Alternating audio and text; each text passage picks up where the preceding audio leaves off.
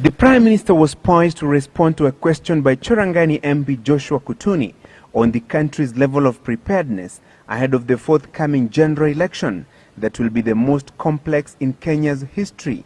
The election date round spiraled into a no-holds-barred political showdown.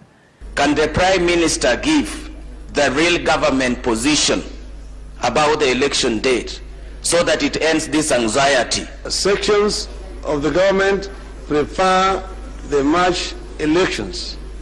The sections who prefer December elections, like myself. The electoral body IEBC has settled on March 4th, 2013 as the election date, following an advisory opinion rendered by the Constitutional Court.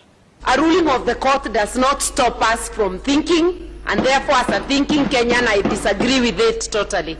This matter is already being contested in court. There's already a court case that is ongoing. And therefore, Mr. Speaker, we will await the outcome of that petition. But debate on the matter turned combative when the Prime Minister was challenged to state the government's position on the election date. The question is, what is the government position on the date of the election? Not your opinion, not anybody's opinion. Mr. Speaker, I have a right to answer the question the way I want to answer it. Mr. Speaker, unless the honourable member want to answer. Order. You have put on record a very dangerous statement. Members of the front bench who are led by you in the House have a right to give accurate information to the House, not to answer the way they want. How can the government then claim to have any roadmap that has no date on when the elections will be held? How are they planning? Mr. Speaker, I think the Prime Minister should take the business of this House seriously. First, Mr. Speaker, I say that the court made a ruling, and we respect that ruling. And that, Mr. Speaker, is what the President has gone by. Mr. Speaker should even have added that, Mr. Speaker, that was also adopted by the Cabinet. So, Mr. Speaker, if you want official government position, that is the official government position. With the election date matter dealt with, the question of ethnic mobilization ahead of the forthcoming polls raised even more political dust. I want the Prime Minister to confirm to the nation that he is the father and the architect of ethnic balkanization and mobilization in this country, starting with the region that he comes from 15 years ago. Is it in order for the Honorable Duale, in a bid to ask the Prime Minister a question, to cast aspersions on the character and personality of the Prime Minister by saying that is the architect? Order, member for question.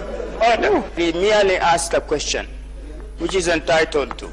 Order, member for Gwasi. If I were to be an architect of ethnic balkanization, I would never see the floor of this House. I will never be elected, Mr. Speaker, on the basis of the vote from one ethnic community in the constituency that I represent. Mr. Speaker, when others go and assemble in Eldoret and say, you are a Kamatusa or Kamatusi, and that you are our leader, Mr. Speaker, they are beating ethnic drums, Mr. Speaker.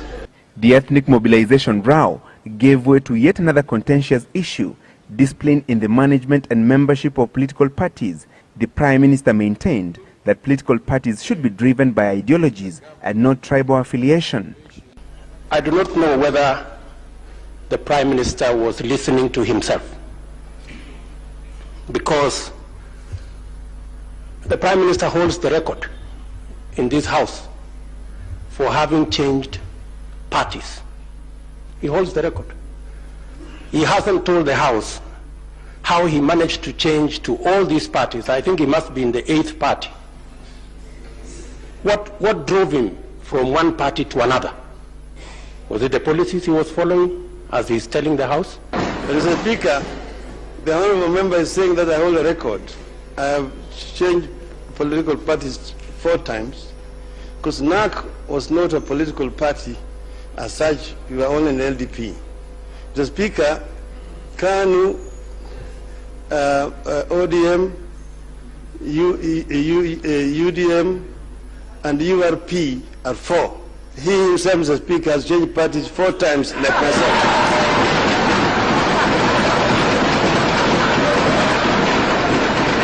The climax of the political showdown was the Kolomani MP Dr. Boni Halwale's cheeky attempt to question the authenticity of Prime Minister Raila Odinga's latest honorary degree.